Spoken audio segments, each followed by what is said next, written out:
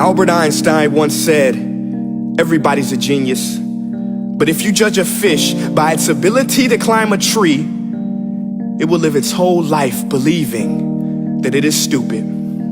Ladies and gentlemen of the jury, today on trial we have modern day schooling. Glad you could come. Not only does he make fish climb trees, but also makes them climb down and do a 10-mile run. Tell me, school, are you proud of the things you've done? Turning millions of people into robots, do you find that fun? Do you realize how many kids relate to that fish? Swimming upstream in class, never finding their gifts, thinking they are stupid, believing they are useless? Well, the time has come, no more excuses. I call school to the stand and accuse him of killing creativity, individuality, and being intellectually abusive. He's an ancient institution that has outlived his usage.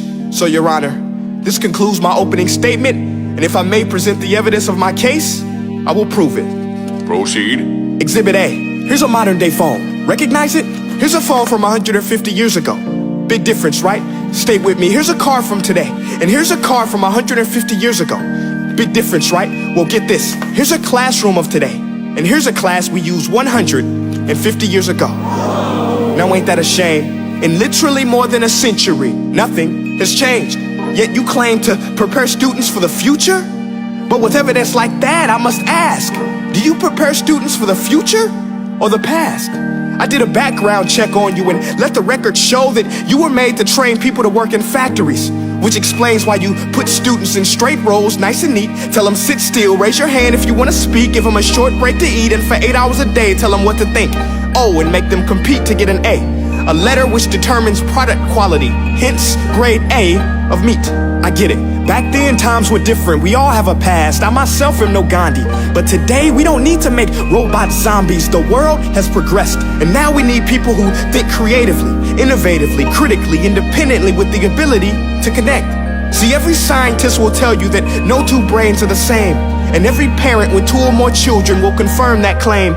So please explain why you treat students like cookie cutter frames or snapback hats, giving them this one-size-fits-all crap. Watch your language. Sorry, Your Honor, but if a doctor prescribed the exact same medicine to all of his patients, the results will be tragic. So many people would get sick, yet when it comes to school, this is exactly what happens. This educational malpractice, where one teacher stands in front of 20 kids, each one having different strengths, different needs, different gifts, different dreams, and you teach the same thing the same way?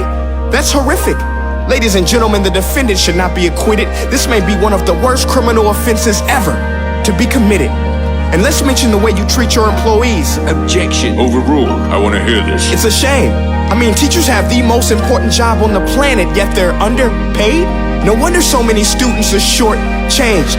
Let's be honest, teachers should earn just as much as doctors, because a doctor can do heart surgery and save the life of a kid, but a great teacher can reach the heart of that kid and allow him to truly live. See, teachers are heroes that often get blamed, but they're not the problem. They work in a system without many options or rights. Curriculums are created by policymakers, most of which have never taught a day in their life. Just obsessed with standardized tests. They think bubbling in a multiple choice question will determine success. That's outlandish. In fact, these tests are too cruel to be used and should be abandoned, but don't take my word for it. Take Frederick J. Kelly, the man who invented standardized testing, who said, and I quote, "These tests are too cruel to be used and should be abandoned." Ladies and gentlemen of the jury, if we continue down this road, the results will be lethal. I don't have much faith in school, but I do have faith in people. And if we can customize healthcare, cars, and Facebook pages, then it is our duty to do the same for education, to upgrade it, change it, do away with school spirit, because that's useless. Unless we're working to bring the spirit out of each and every student, that should be our task. No more Common Core. Instead, let's reach the core of every heart in every class. Sure, math is important, but no more than art or dance. Let's give every gift an equal chance. I know this sounds like a dream, but countries like Finland are doing impressive things. They have shorter school days, teachers make a decent wage, homework is non-existent, and they focus on collaboration instead of competition. But here's the kicker, boys and girls. Their educational system outperforms every other country in the world. Other places like Singapore are succeeding rapidly. Schools like Montessori, programs like Khan Academy, there is no single solution. But let's get moving, because while students may be 20% of our population, they are 100% of our future. So let's attend to their dreams, and there's no telling what we can achieve. This is a world in which I believe, a world where fish are no longer forced to climb trees. I rest my case.